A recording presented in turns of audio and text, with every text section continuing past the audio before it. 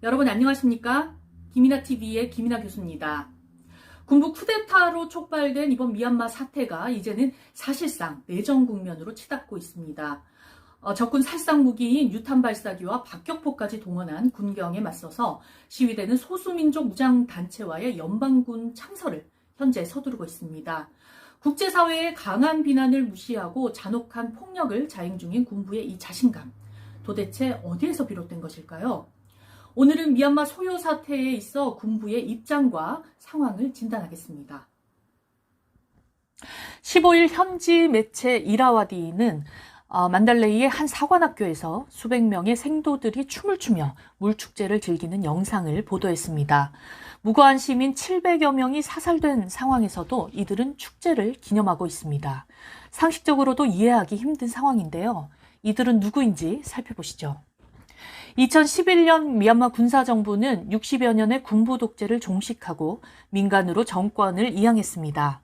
이후 2015년 총선을 통해 민주화 운동의 핵심 인물인 아웅산 수치 여사가 이끄는 민족민주연합, 이하 NLD가 승리하면서 세계 최초로 선거를 통해 군사정부에서 민간정부로 이양되는 첫 사례가 되기도 했습니다.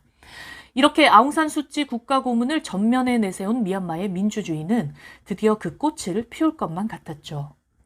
그러나 문민정부를 이끌었던 아웅산 수치 국가고문은 군부의 감시를 받아왔습니다. 커튼 뒤 실제 권력은 군부의 손에 놓여 있었던 것이죠.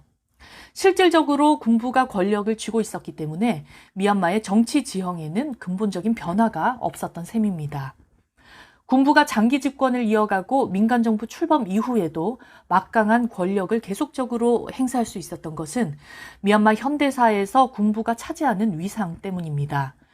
미얀마에서 군부는 식민 지배의 종식과 독립, 건국은 물론 이후 국정을 주도한 정치 세력으로 주도적인 역할을 행사해 왔습니다.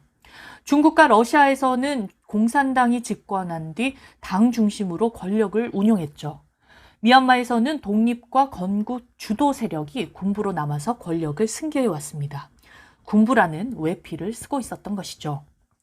군부는 반세기 넘게 버마족의 수호자를 자처하며 소수민족을 탄압하고 사살했습니다. 이미 과거 민주화 시위에서 수천 명을 학살했던 군부는 지난 2월 쿠데타 이후 700명이 넘는 시민들을 사살하고도 너무나 태연했죠. 미얀마 군부 대변인인 조민툰 준장은 국영방송을 통해 어린이 등 민간인 학살 책임을 전면 부인하며 이번 사태는 쿠데타가 아니라고 규정했습니다. 군부는 부정선거에 대한 조사가 진행되는 동안 미얀마를 안전하게 보호하고 있는 것이라고 밝히며 정당화하고 있죠.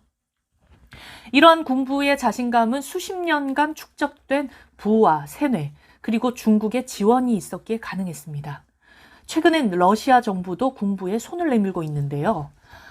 러시아 정부는 지난 3월 군부 열병식에 유일하게 차관급 인사를 보내 우호를 과시했고 중국과 나란히 군부의 학살을 미얀마 내정 문제로 간주하고 있습니다. 이렇게 막강한 돈줄을 쥐고 있는 군부는 약 50만 명의 군인들에게 특혜를 주는 동시에 군인들을 외부와 격리하여 세뇌, 철저한 살인병기로 만들었습니다. 군인들은 엄청난 내부 결속을 통해 군 수뇌부에 대한 상상을 초월하는 충성도를 내비치고 있죠. 이처럼 조직에 세뇌된 군인들은 과거 민주화 운동에서도 거리낌 없이 학살을 저질렀습니다.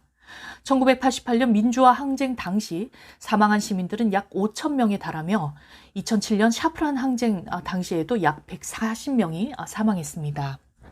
군부는 이후 민정이양을 하는 흉내만 내고 명칭만 바꾼 각종 조직들을 정부에 남겨 자신들의 통제를 포기하지 않았습니다. 2008년 헌법에 의하면 미얀마군 통수권자는 대통령이 아니라 군부 총사령관이고 모든 단위별 의회에서 25%는 군부가 반드시 들어가게 되어 있죠.